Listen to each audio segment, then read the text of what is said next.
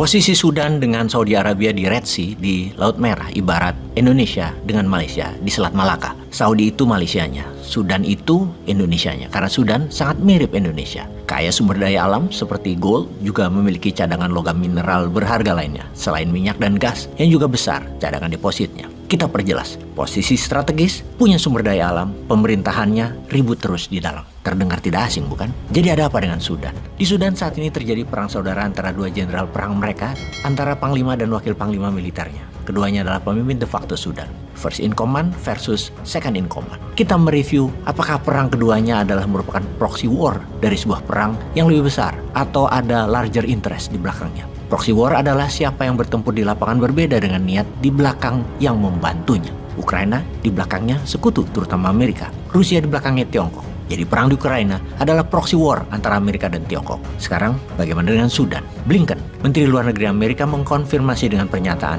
kami Amerika sangat prihatin atas kelakuan Prigozhin dan Wagner Group-nya di Sudan. Sebuah pernyataan sekaligus informasi terbuka kepada dunia. Ada Rusia di Sudan.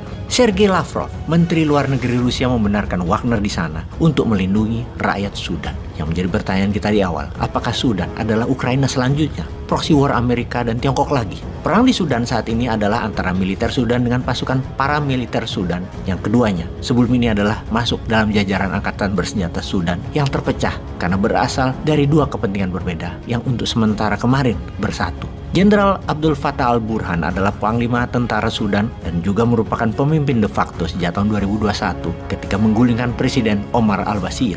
Jenderal Abdul Fattah al-Burhan bekerja sama dengan pemimpin paramiliter Muhammad Hamdan Dagalo di tahun 2021, yang mana Dagalo kemudian jadi vice atau wakil Abdul Fattah dengan pasukan paramiliternya menjadi pasukan tentara Sudan dengan nama RSF, Rapid Support Force, atau pasukan dukungan cepat. Lalu keduanya bertempur, yang pertempuran tersebut dimulai dengan serangan paramiliter pasukan dukungan cepat atau RSF di situs-situs utama pemerintah. Ledakan dan tembakan dilaporkan terjadi di seluruh Khartoum, ibu kota Sudan, sejak 15 April 2023. Mengapa para militer RSF menyerang dan akan mengkudeta pemimpin de facto yang katanya 2023 ini akan ada pilpres yang demokratis, di mana pemimpin sipil juga akan mendapat peluang bertanding. Bahkan Amerika ingin militer hanya mengawal pemerintahan sementara secara de facto untuk nanti diadakan pemilu yang dikuasai sipil.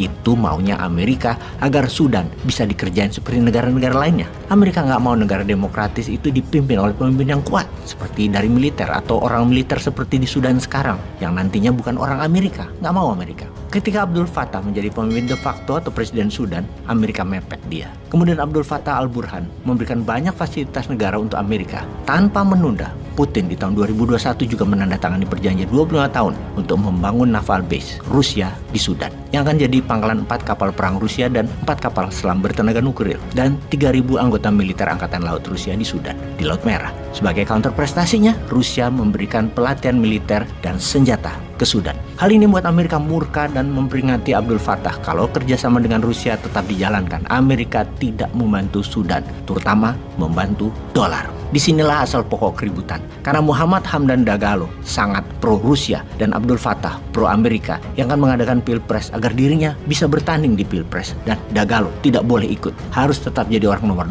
2. Dagalo murka dan menyerang, berusaha mengkudeta Abdul Fattah dibantu Wagner. Jadi sebenarnya ada apa sih di Sudan sampai 3 negara besar ikut cawe-cawe? Sudan memiliki kekuatan mirip seperti Indonesia. Ada tambang emas yang besar di mana 80%-nya dimiliki asing, terutama Rusia dan Tiongkok. Kemudian logam tanah jarang dan mineral berharga lainnya. Selain itu Sudan memiliki akses laut yang menghubungkan Laut Mediterania dengan terusan Suez ke Laut Arabia dan Samudra Hindia yang merupakan trafik tersibuk di dunia dalam maritim transportasi yang merupakan kekuatan transportasi dunia. Emas Sudan merupakan emas yang dipakai Rusia untuk bertransaksi ketika Rusia diembargo. Karena itu Amerika ngotot untuk kendalikan Sudan melalui pemimpin de facto Abdul Fattah al-Burhan. Dari sisi Tiongkok, kamratnya Rusia, military base-nya sangat besar di Djibouti, tetangga Sudan, dengan lebih dari 20.000 personel dan kekuatan laut yang cukup besar. Dengan Rusia dan Tiongkok di sana, apakah Amerika akan mundur? Pastinya tidak. Sudan akan panjang. Sahabat, dunia sedang tidak baik-baik saja. Wakanda lihat peluangkah di sini?